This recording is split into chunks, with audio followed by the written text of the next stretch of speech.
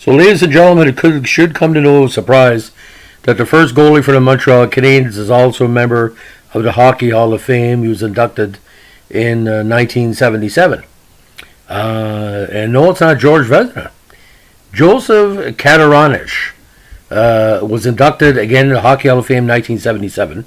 Was the first goalie for the Montreal Canadiens in their inaugural season. He eventually became strong in the sporting side of business as a co-owner of horse racing tracks in Canada, United States, and eventually became the co-owner of the Habs of what was the NHL. Now, born in Lévis, Quebec, November 13th, 1881. His father was a Croatian soldier. His name was originally spelt Cattarinich, or K-A-T-A-R-I-N-I-C, and other immediate surnames in the family tree, including Bradovic and Nikolic. He went to sea with fellow Croats Zanowicz, Sucic, and Lukowicz. He visited Greenland and Russian islands with them and others. Now, he grew up in Quebec City and played ice hockey and lacrosse as a young man. Later, he lived in Lévis near Quebec City, of course, where he was born. He is, again, the best known as the first goalie of the professional Montreal Canadiens, then known as Les Canadiens. He retired after George Vezina shut out Cattarinich's club in the game with Vezina's amateur Scooby team. The Canadiens had been on a preseason barnstorming tour to promote the upcoming season of what was then the National Hockey Association. He was so impressed that he recommended the Canadiens sign Vezina and then stepped down from his place on the team. In the old days, ice hockey teams carried only one goalie as a rule.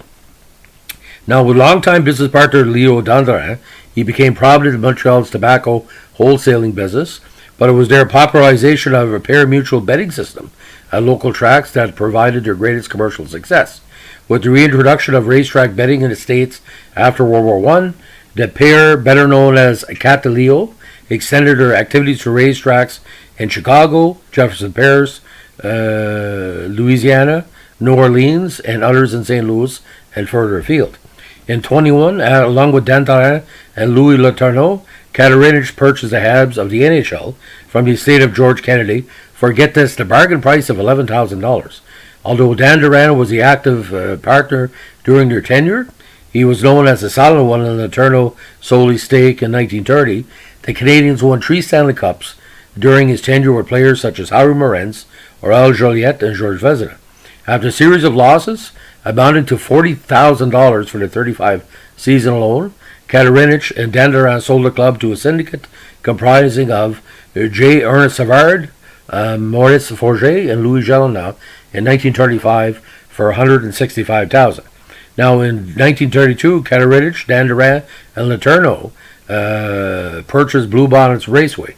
A shareholder with Robert S. Eddy Jr. and others at Langdon Park Racetrack in Chicago and Jefferson Park Racetrack in Jefferson Parish, Louisiana. In 1934, their group purchased the Fairgrounds Racecourse in New Orleans from prominent horseman Edward R. Bradley.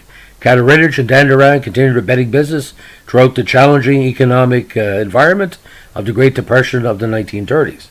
Now, despite several attempts, they did not succeed in acquiring another NHL club.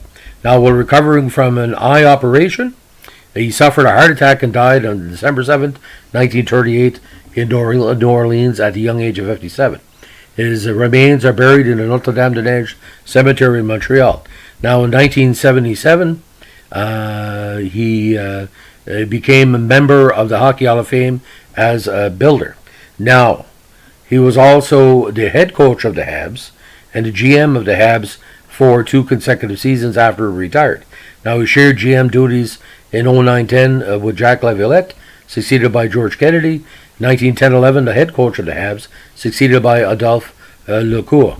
So, Cattarinich, quite the legacy of hockey. And I've seen this before. He has a tobacco card that reflects the tobacco style of the back in the day, but it was hockey card, related. Eh? So I think the basic thing, his decision to buy the Habs and give us a chance to play became almost a miracle decision that really made the Habs to a level that they've exceeded. Now, his only games were 4 in 09-10 with an 8.50 average, 6 feet, 201 pounds. Big for a goalie at the time, maybe 6 inches and 40 pounds heavier than a normal one. But again, the legacy is this.